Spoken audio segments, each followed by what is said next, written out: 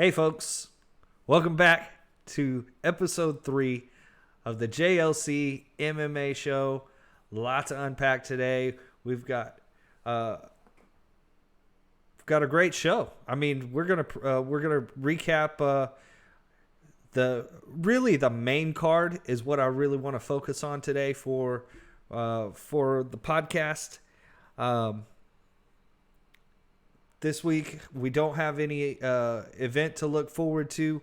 The UFC will be back April 10th, next Saturday, with the main event is Darren Till versus Marvin Vettori. Should be an exciting card. We'll get all into that next week, do a preview show for that. Today, it's all about UFC 260. And in case you haven't heard, we have a new heavyweight champion. Francis Ngannou was favored, so I wouldn't call it a huge upset, but he won the title, defeated Stipe Miocic, and that's not all. I mean, the entire story of this main card, the whole pay-per-view as a whole, even the early prelims and the prelims were exciting fights. No disrespect to any of the fighters that fought there, but I'm really going to focus mainly on the main event, co-main event, and the feature bout. So let's get into it, because I really want to jump right in and tell you that all right, we've got. You see on the early prelims, and then, okay, there we go. I see the main card up on my screen. I'm sorry. Malarkey versus Worthy. I actually had Kama Worthy winning this one. Malarkey, right? Huge win. His fight. Jamie Malarkey, KO, TKO, 46 seconds. Lands a huge left hand, drops Kama Worthy, jumps on him, starts pounding on him. A referee comes in and stops it. Let me just say, this whole main card, it felt like it was one of the fastest main cards we've seen in the UFC in a while. I mean, I say we as fans, I can't remember. Another card that's gone this fast. We only had one fight go to a decision, and that was the next fight on the main card was Jillian Robertson versus Miranda Maverick. Miranda Maverick looked phenomenal. All 3 rounds, winning a unanimous decision. Great fight. Jillian Robertson, she didn't look horrible. Miranda Maverick was just on it.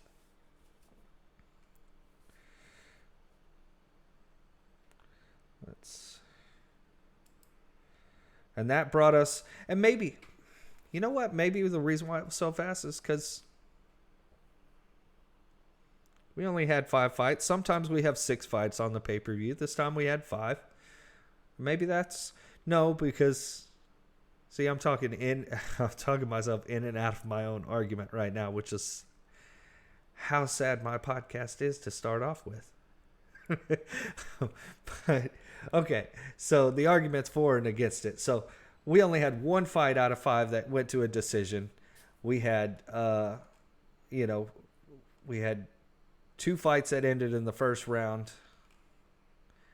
1 that ended very early in the second round, and then. I mean, the Sean O'Malley and Thomas Almeida fight ended in the 3rd round by TKO. It was almost done, but I just had a feel. Maybe any of you that watched the pay-per-view had that same feeling. It was just action packed. So always like when that goes on.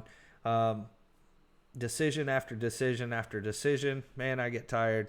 I got 5 kids. Sometimes I'm ready to go to bed when that main event hits. Not this time. So let's move on we've got Sean O'Malley getting it done. Third round TKO. And actually, it's argued Sean O'Malley dropped Thomas Almeida. Dropped him in the first round. And tried to do the walk-off KO. I mean, he dropped him back into the fence and tried to walk off. Credit to Almeida. He recovered very quickly and tried to bounce right back up. The referee gave him another shot, but after that, Almeida never looked the same. It was rough going for Almeida. I thought he stood a bigger chance, and maybe that just speaks to the huge potential of Sean O'Malley. He's he is already a star. We're just going to see him start stepping up some competition. I really thought Almeida was pretty evenly matched for him. I know the odds makers didn't think so. I think it shows here.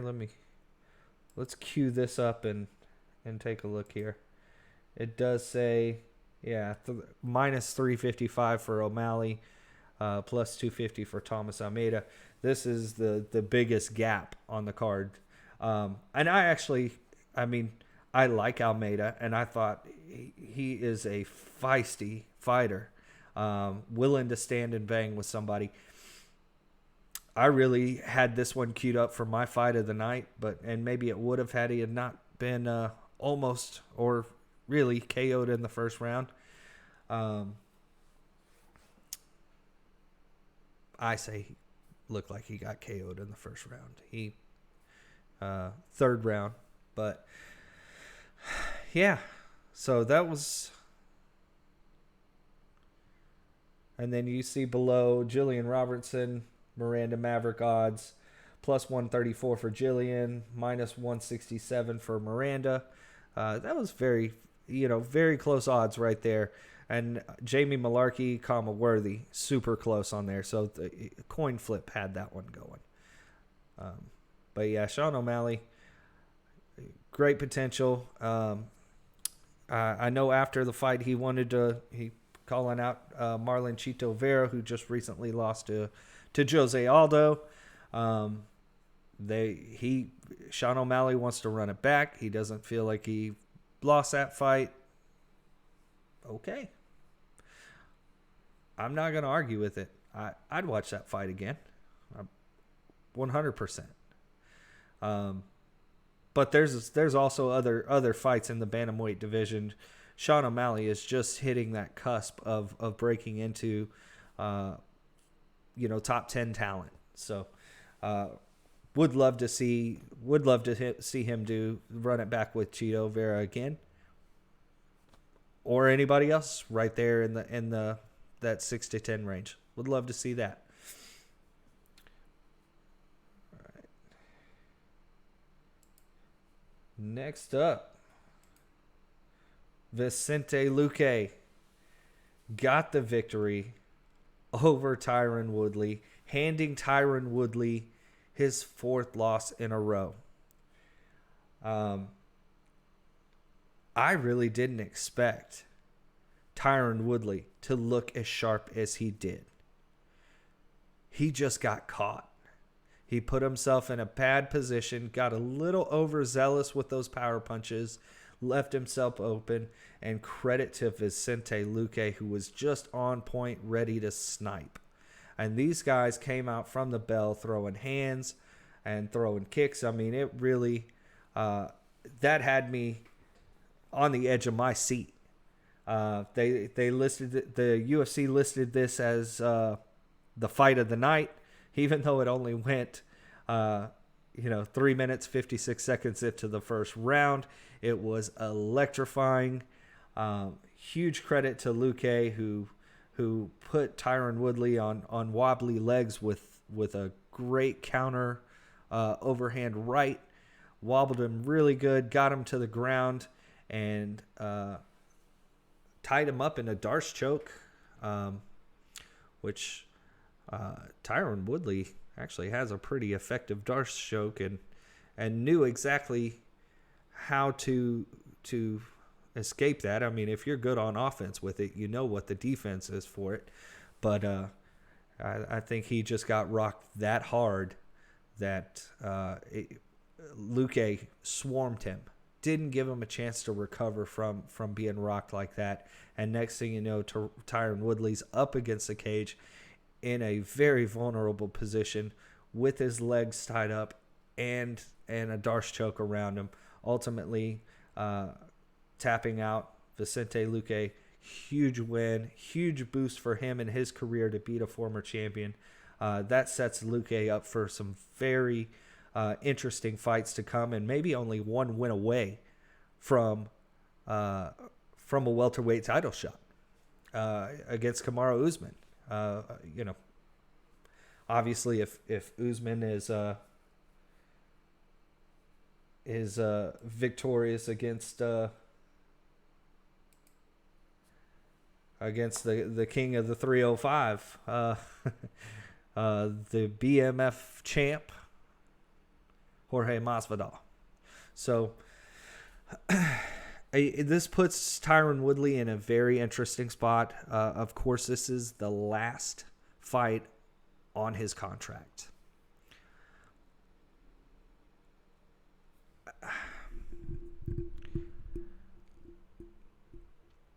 I'm going to be very careful here because I do want to stay respectful, because Tyron Woodley was a good champion.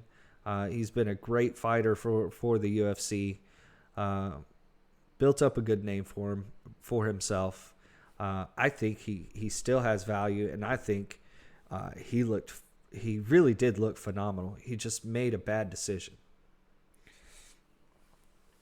Where does Tyron Woodley go? Do I personally think that he resigns with the UFC?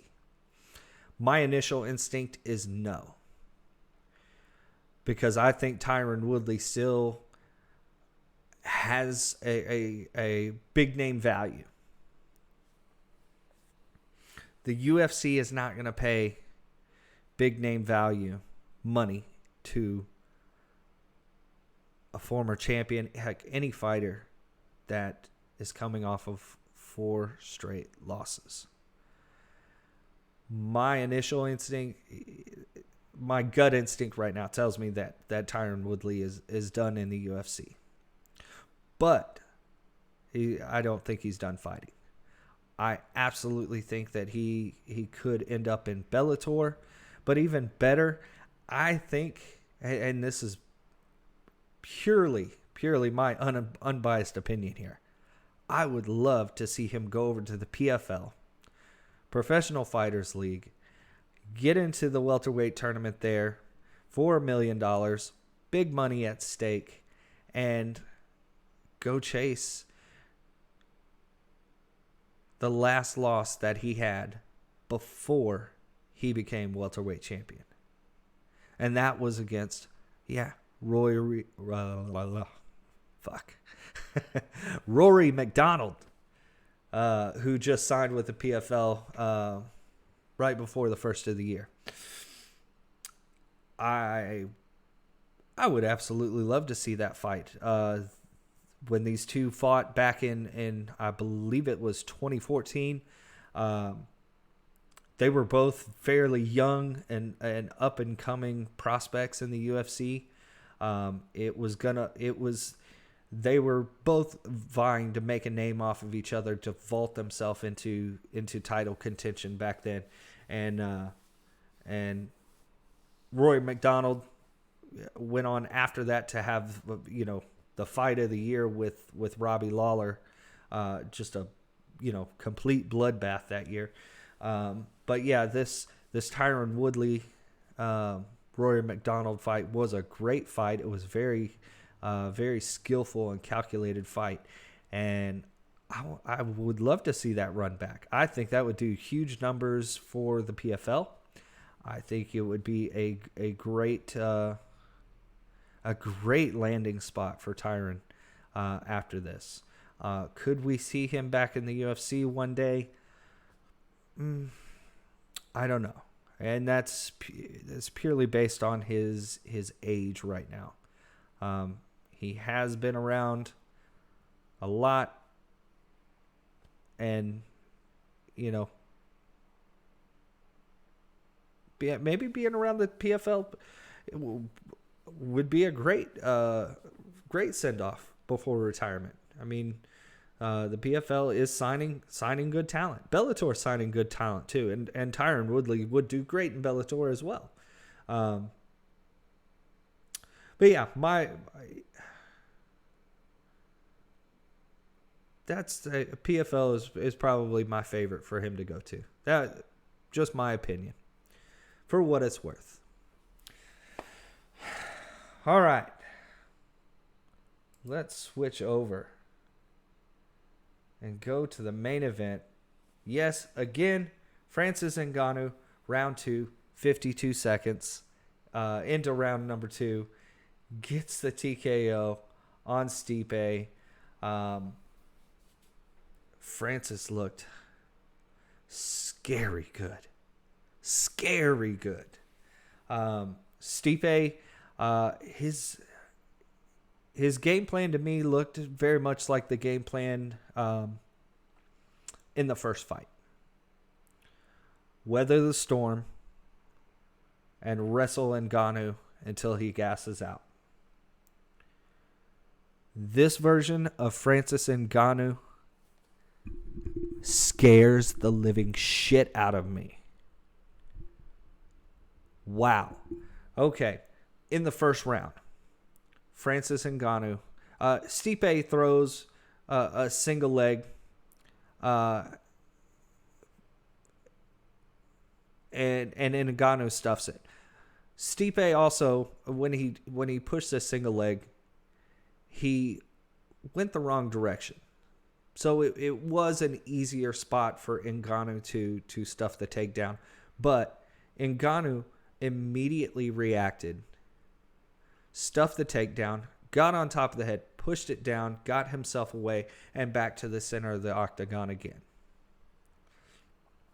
I don't think this really damaged Stipe's confidence. He looked very confident walking back to the corner. After that, he did get rocked pretty good from Ngannou. But I think that was all to be expected. So Stipe walks back to the corner.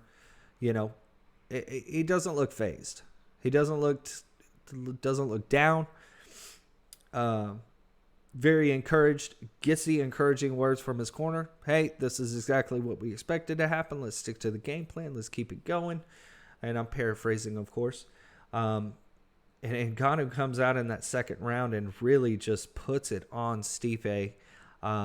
Francis left himself open, and Stipe caught a pretty good right hand on Ngannou. And I think the gut instinct for Stipe was, once he got a clean shot on Francis Ngannou's chin, he was trying to rush it. And he rushed a little too hard, left himself open. Francis Ngannou comes over the top, or comes not over the top. It was right down the middle, right into Stipe's face. The picture says it all. Ngannou is capable of rearranging faces in the UFC. That was insane. That was really insane. Full credit to Stipe. I still think that he is the greatest heavyweight champion that the UFC has ever had. A class act in the octagon and a class act outside the octagon. I'm sure you've heard all the stories of, he's a volunteer fireman, or maybe not volunteer, maybe he works at the fire department. Never quit his job. Still trains, still a heavyweight champion. And then we all got to hear in the hype up of any fight that Ngannou's been in, his trials and tribulations that he's been through to get to this moment. And really, I am so moved by his story, what he had to escape from. He was on the Joe Rogan Experience a few weeks ago. If you haven't checked it out, go check it out. Listen to his story of how he escaped Cameroon and ultimately made it to France. Just such a compelling story. Got caught, got sent back, got caught, got sent back, spent a couple months in a prison. If he hadn't have made it over here, we wouldn't have had what we just had at UFC 260. And this guy is another one that is, just a sweetheart of a guy outside of the ring. You see it in his smile. You see it with his interactions. If you've watched any of the videos, him hanging out with Mike Tyson, learning a couple of moves from Mike Tyson, or just hearing his interviews. I mean, how can you not like the guy? How can you not appreciate what he does? But it's a switch that flips when he gets into that cage. I would love to hear him talk more about that mentality of what goes on when he gets into that cage. He is amazing. Amazing performance on Saturday night by Francis Ngannou.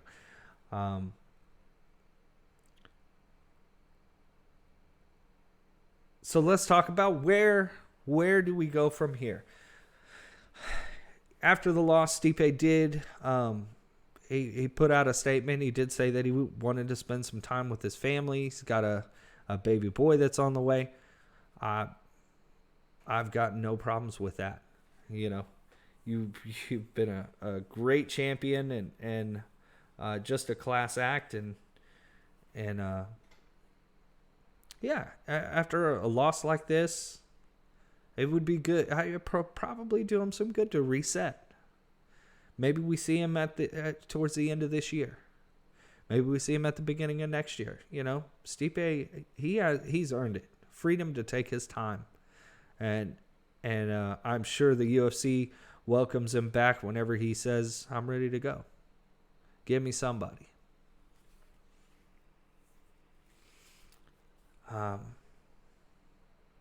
And maybe some things have to play out in the heavyweight division to see where the state of the division is. Where does Francis go being the newly minted champion? We talked about that a little bit last week. The front runner candidate, and even Francis mentioned it in his post-fight interview, was the John Jones fight. And I'm down. I want to see it. And it was very interesting in the post-fight press conference. Before we got to before Francis Ngannou came out, Dana White sat down at the table, told us who fight of the night and who performance bonus was, and one of the first things that Dana White said was, "Man, John Jones might be rethinking that. I might get that call that he wants to go to 185." And it was sort of, I could see the implication that John Jones is scared of this version of Francis Ngannou. Look, folks, John Jones is the GOAT, right? He is the greatest of all time, of all the UFC, probably all of mixed martial arts. This man has faced so many warriors, and Trust me, he's not scared. He's not scared. But all due credit to Dana White. You know, he is the president of the UFC. But guys, he's a promoter. You know why he said that? It was to promote. It was to hype up this potential fight. That's what he does. You know, John Jones and a lot of fighters, you know, Dana White will do those types of things from time to time to try to, you know, he's a showman. He's a promoter. He tries to sell it for you. He's the ringleader at the circus.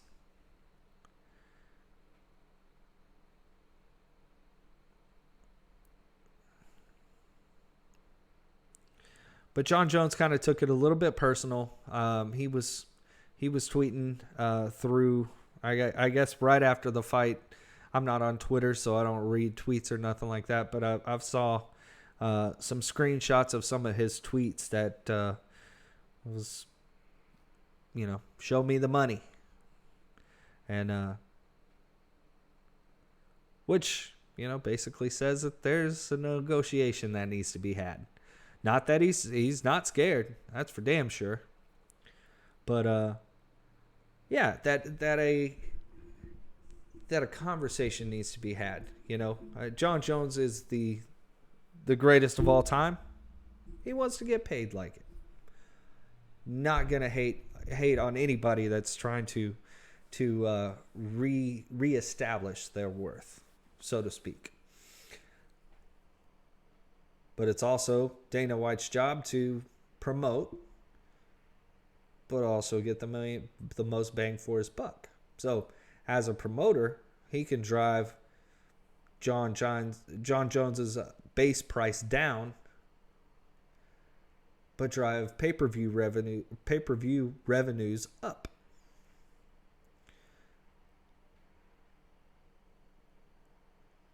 And I'll give all credit to Dana White. I mean, I don't think it's not horrible. And fighters that take it personally, of course they have a right to take it personally, but they probably shouldn't, because he is the one that negotiates the contracts, but also is promoting your fight as well. So if the numbers do well, you do even better when you're in that main event slot. You know, whatever the pay-per-view points are, you know, I'm sure that's your base price, your base pay, win bonus, whatever was all negotiated, and then pay-per-view points when you get into a championship fight or main event spot like this. John Jones, a couple, you know, $10,000 here, $10,000 there. I don't know what the negotiation is, but the pay-per-view points alone, John Jones should sign on the line. Don't take it personal. And he continued again today, I guess, tweeting out some more stuff saying, I'm just fed up with the UFC. I'm just wanting them to release me. And maybe that's John Jones being a little bit of a showman himself, trying to negotiate with the UFC, trying to turn their own game back on them. Oh, they're the bad guys. They won't give me the contract. Let's just sign it. Let's get this thing going. So these are all negotiation tactics, people. It's a shell game. Nobody's scared of anybody at this point. Not at this high level. Not when you're challenging for a title. If you walk into a title fight and you're scared, you don't deserve to be in the top 5. But probably much less top 10. Those types of nerves and jitters are reserved for the lower beginner promotion, the amateur promotions. No, you're coming in there to fight, and you're going to face some killers, and you're going to face the cream of the crop in the UFC, 100%. So, Francis Ngannou, absolutely, if the John Jones thing happens, it'll happen. I don't think it'll happen July. They just announced, I think, old Ariel over there at Disney Sports said today that the Conor McGregor and Dustin Poirier trilogy should be, or is targeted for July 10th, I believe it was. I guess the resurrection of International Fight Week, or what would be International Fight Week if we weren't in a pandemic. So,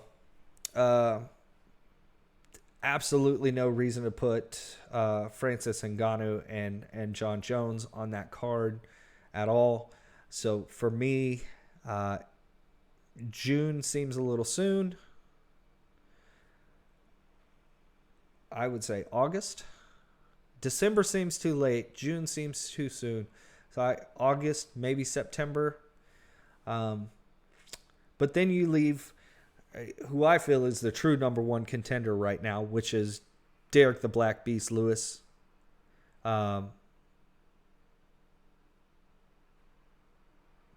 Derek has already said that he doesn't want to wait that long before he jumps back in the cage. He knows his age and his body, and that he doesn't have many years left, much less waiting 9 months for another fight when he could just get another payday. It's all about the money, and yeah, he wants a title, but he wants that money before he retires. So make as much of it as you can. Derek the Black Beast Lewis, the rightful, number one contender. But when you have the greatest of all time moving up in weight, how can you not give him the immediate title shot? I get this. I don't think there's anybody that's going to create a true argument against that. So Derek probably does take another fight, and we've seen what happens. That's sometimes that turns out good, sometimes that turns out bad. Tony Ferguson, that kind of is the most recent example I can think of where it turned out bad. So yeah, I mean, and for whatever reason, if the John Jones fight doesn't manifest itself, if the two sides just can't come to an agreement, look, I can put enough hype around Derek Lewis and Francis Ngannou running it back again. I don't care how boring anybody thought that last fight was. It was, almost too much respect paid for each other's powers.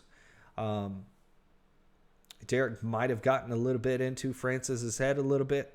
You remember at that stare down, that was a pretty intense stare down. Francis Ngannou whispered something into Derek Lewis's ear, and Derek Lewis reacted and shoved him back pretty hard, and maybe that could have gotten into Ngannou's head. I don't think anything gets into his head now. Not a bit. So I think that fight sets up to be a complete shift from their first fight together. And Ngannou can just finish this redemption tour. He did it with Stipe. Go try to do it with Derek Lewis too. And there's plenty of hype to be had with that one. Then down the line, you've got Cyril Gane, who's making a huge impression on the heavyweight division. Look, the point I'm trying to make here is that in Ngannou, there is a lot of talent there in the heavyweight division, and a lot of potential future fights during this Ngannou title reign. Does he lose it against John Jones? I don't know. Does he lose it against Derek Lewis? I don't know. Everybody's got a puncher's chance in that one. But the huge excitement, a wonderful show from the UFC with 260. I loved every bit of it. Wish I wish I could sit here all day and talk to you about this card from top to bottom. I would break down every fight for you, but I feel like that would run us too long. I already feel like 30 minutes is probably the a good benchmark, at least while we start this. And who knows, if I ever make some money from this, we'll go as long as people want to listen. So hit the like button, drop a comment. Let's give me your takes on it. I'm curious. I'll read the comments, and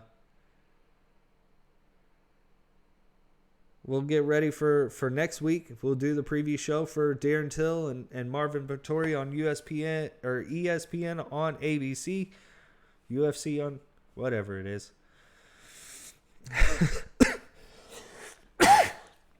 UFC on ABC. There we go. I almost choked on that one trying to get it out. So, all right. Well, let's get out of here. UFC 260 was a good one. See you next time, folks.